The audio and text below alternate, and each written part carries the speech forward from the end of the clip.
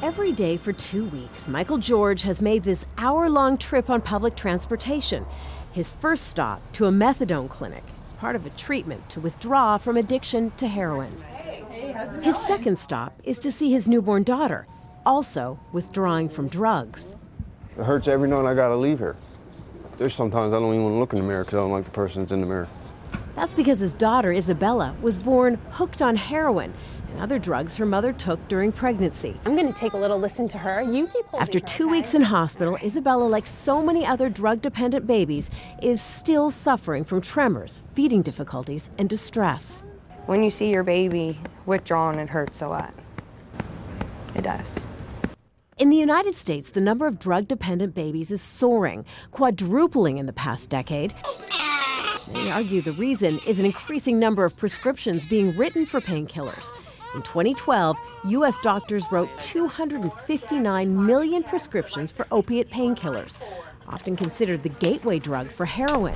A single dose in the street costs as little as a pack of cigarettes. This past year, we admitted about 100 babies with withdrawal. Now, that ends up to be about 20% of the total infant population here.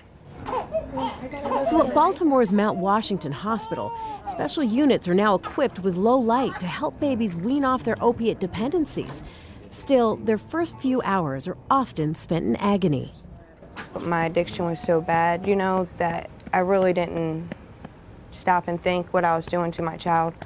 But when she was born, that's when it really opened my eyes to the outcome of their addictions. Michael is now jobless, facing jail time for drug use.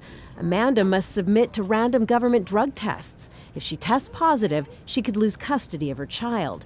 That's why they say, despite years of heavy drug use, sobriety is now their only goal. I want the best for her, like every mom does, I just have to keep myself together so she can have that.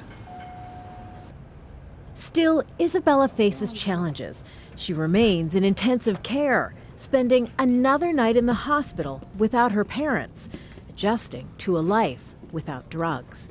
Kimberly Helkett, Al Jazeera, Baltimore.